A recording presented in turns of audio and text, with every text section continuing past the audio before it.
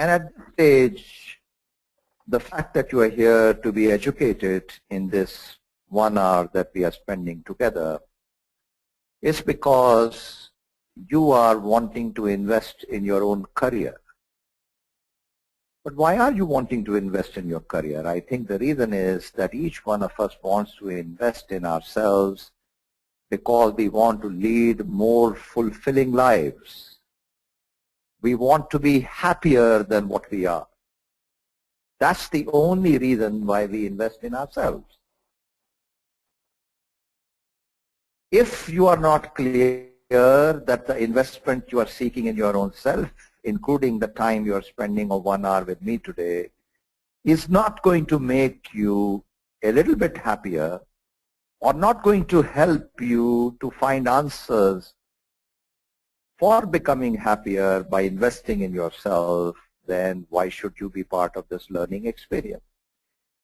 In other words, all of learning is about realizing our potential, and a human being realizes her or his full potential when the person finds complete joy and happiness within herself.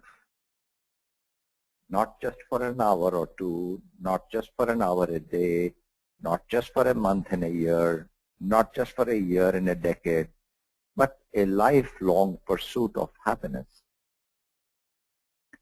And so, the real meaning of education is, what do I do to invest in myself so that I can lead a more happier, fulfilling, and meaningful life? So the question that happens to most of us in India is that we grow up as children competing with one another. We have in India many people and less opportunities, and so we keep on competing with each other in certain ways, so that really the whole thing is about having a scarcity kind of mindset when we grow up. We are standing in a line for a train, there are lesser seats, more people. We want to get into the right nursery school, and our parents get interviewed for an hour because there are limited seats in the prestigious nursery school of our parents' dream, and so on and so forth. The whole process goes that we are learning, being asked to work hard, attend coaching classes, at an early stage define what studies we should pick up. And a lot of our choices are made because we are good in maths, we should study science, and because we study science, we should become engineers. And because we become engineers, we should join the software and IT and technology industry, and so on and so forth. So which means, depending upon what the world thinks is success, including our parents and teachers and friends and family, we are encouraged to make certain choices, and these choices inform the way we behave. Very rarely do we get the capacity at a young age to be asked this question: what is your purpose? Why are you born? Why are you a human being? Humans are beings. They are not just human doings or human knowings. That means it's not just the purpose of education to know more or to do more, but it is in fact to be more. That means all of knowing and doing should enhance the feeling of being. And therefore, the critical questions that we have to ask ourselves right from school is, what gives me maximum joy? What kind of things make me feel really happy? When I study this subject, for example, I may be studying science, but when I read poetry, I really feel joyful. Or when I sing with my friends and play the guitar, or when I play basketball, or when I do other things which are not necessarily in my books or on the internet that I've been asked to study, which means there are certain things which bring out the best in me. What kind of guidance have I received about that on things that I'm really good at doing? What gives me maximum happiness? What makes me feel joyful and sad? What makes me feel down? What makes me feel really as these are the low moments of my life? So if I was to encourage you after this webinar to make a simple graph of your life, which is your life story so far, if you were to on the x-axis look at your age and on the y-axis look at moments of impact on you, and if you were to list all the events in your life which you call high points and low points, and if you were to write in brief points, just bullet points on each event, why do you call something a high point? Why do you call something a low point? Then you will get some answers about what's going on here as to what is the guidance you are receiving on what gives you joy, what doesn't give you joy. So that's one part. The second part is, what are the activities you do which really make you feel more joyful? For example, is it working in a team? Is it while doing some analysis? Is it while influencing others? What are the kind of things that really have brought out the best in you, whether you were in high school or college? Were you feeling happiest when you were given charge of organizing an event? Were you feeling very helpful when you were creating a new plan? Were you feeling really helpful when you were really feeling very joyful when you actually solved the problems of people who were in pain or who were in need? I think, really speaking, this is a lifelong search which goes on right from a young age when you begin to take decisions for yourself, where you begin to think that what is truly important to me, what gives me the maximum joy, what are the things I have done that have given me the maximum joy, and which gives me insights about me, what I value, what gives me happiness, and what I am good at doing. For example, when you connect this over the years, including the time till today in your life, in your work life, when you talk about the answers to the questions, when was I at my best? When was I and my team at their best? What was unique and special about that experience? And what gave me the maximum happiness at work, professionally, in my career? Then, for example, when you catch yourself describing your happiest moments and experiences as the ones which were all about connecting with people or enabling people and serving people and making them happier, reducing their pain, doing things like that, that means you have a natural inclination of the people side of the business, which means that you really enjoy the work of human resources management, human resources development. If on the other hand, the phrases that you used to describe your best work were all about influencing others, making an impact through the way you communicate, promoting an idea, and things like that, that means the activities that give you the maximum joy are all about influencing people, which is really what marketing is about. On the other hand, if the words that describe your best work are all about making a plan, organizing resources, creating structure, designing a process, doing a review, making sure that people are well informed of how your program or project was doing or not doing, that means you really enjoy the process of operation.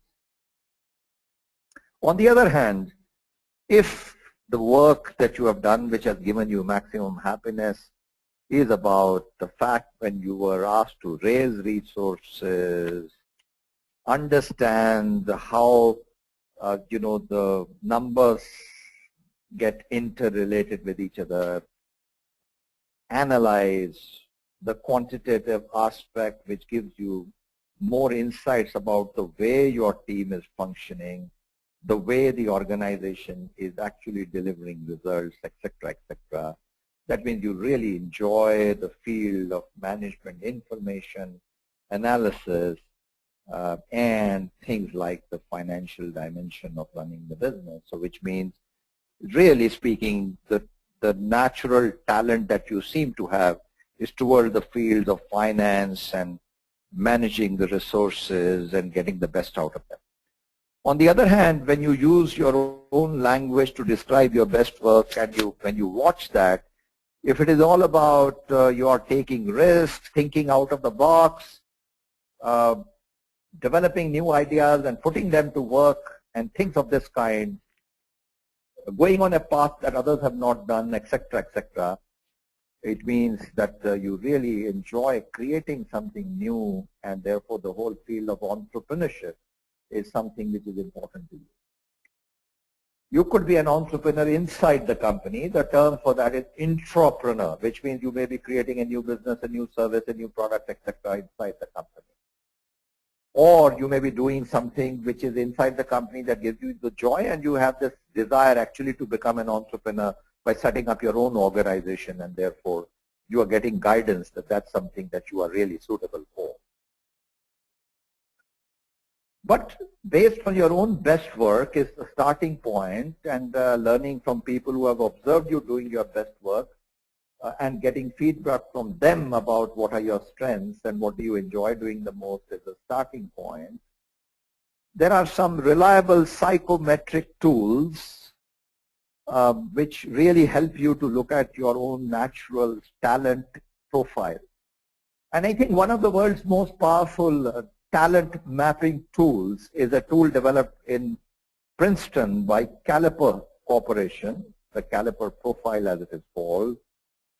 It's being used by 28,000 companies worldwide to assess the strengths of individuals. And we in the School of Inspired Leadership and the Grow Talent Company have been using it since 2001. And we have assessed more than 15,000 Indian leaders using Caliper, including all the senior management of Tata Steel has taken Caliper because we have helped them with their leadership development process. We have had a number of senior, and these are just two companies. There are many other companies we have used this test for. And this test really helps you to identify your strengths. We also use this test to look at the quality of talent and the strengths of the students who apply for admission to our one-year full-time MBA program that we call the Inspired Leadership Program. Because we believe that CAT, for example, measures only your strengths in terms of your analytical ability and verbal ability, and so does GMAT. So they do give you good feedback about two of your intelligences, but that actually talent is not just analytical, not just verbal ability, it is much more than that. For example, some people have natural talent for leadership. What does that mean? That means they have the ability to take risks, they have the ability to influence people, they have the ability to be assertive, the ability to really have the resilience to recover from setbacks and really impact people positively. There are all these traits of leadership. Similarly, you may have lots of talent in the way, not just how you analyze a problem, the GMAT and CAT help you to understand what is called test of reasoning, but you also, one of the most extraordinary leadership gifts or qualities that you may already have is very high creativity or innovation. And that is never measured through a test of reasoning or analytical test, or even, hardly any IT company ever measures the creativity of its engineers. And the Caliper test actually measures it through two dimensions, which is idea orientation in terms of your ability to generate ideas, and also flexibility of thinking. When one thing is not working, how flexible you are in generating new lines of thought. there are also, so therefore this whole thing that we call creative intelligence or divergent thinking is as important as analytical thinking in actually solving a problem or taking a decision. So do you have the natural talent of being creative? And this is a very good question to ask, because in life, sometimes you may have only reasonable analytical intelligence.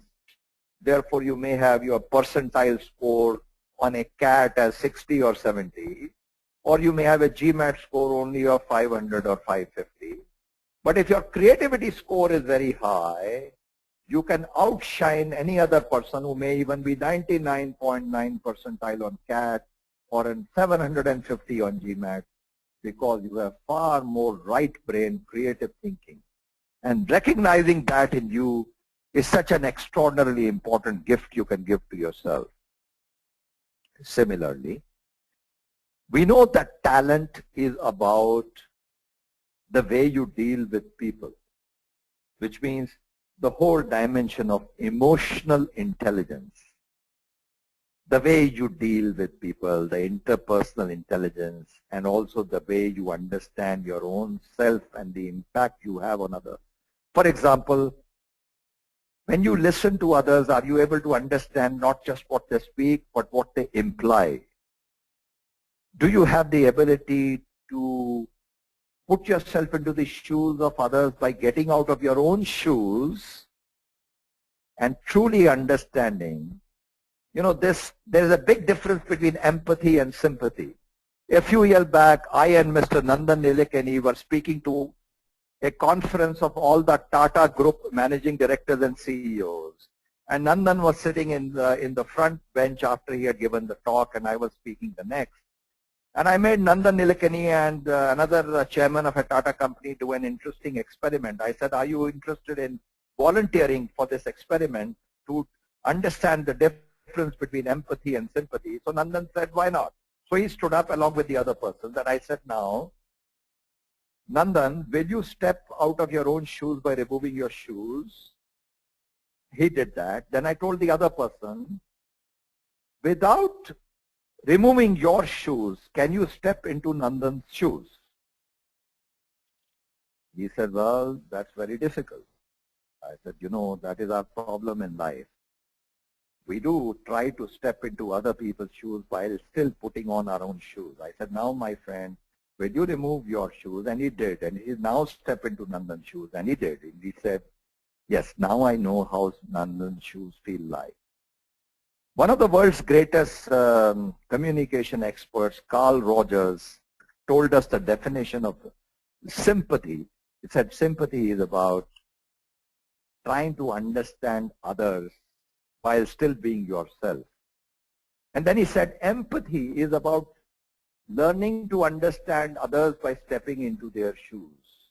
But Swami Chinmayananda, my guru, and the great founder of Chinmaya Mission, gave us the guidance and said, you can never step into other people's shoes till you get out of your own shoes.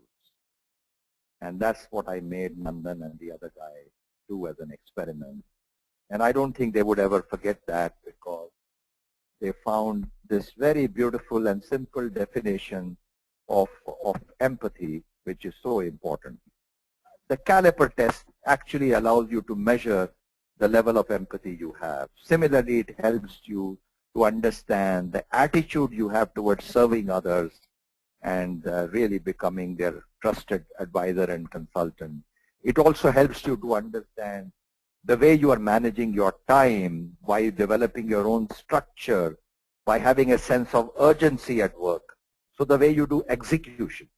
In other words, what I'm trying to tell you is that your strengths which emerge on your best work are multidimensional, and most testing tools that IT companies use or MBA institutions like IIMs or ISB use or even a Harvard uses is limited to the entrance test based on analytical intelligence and verbal ability and linguistic intelligence, which I don't think is enough. By your taking this test of caliper, which, for example, if you were able to do on your own, it would cost you $200, but it would be an extremely good investment. you will be able to understand your multiple intelligences and talent. And by the way, if you were ever to apply for admission into the School of Inspired Leadership on Soil, we put every potential applicant that we shortlist through this test of caliper, which gives them a wonderful report about their talent. It's a very nice investment to make. And for the person who applies to Soil, the person spends just 2,000 rupees and gets a test done which is worth 13,000 rupees in knowing their own talent, which is a wonderful investment. And now I just want to spend a few minutes to say that once you have discovered your strengths and talent, then you should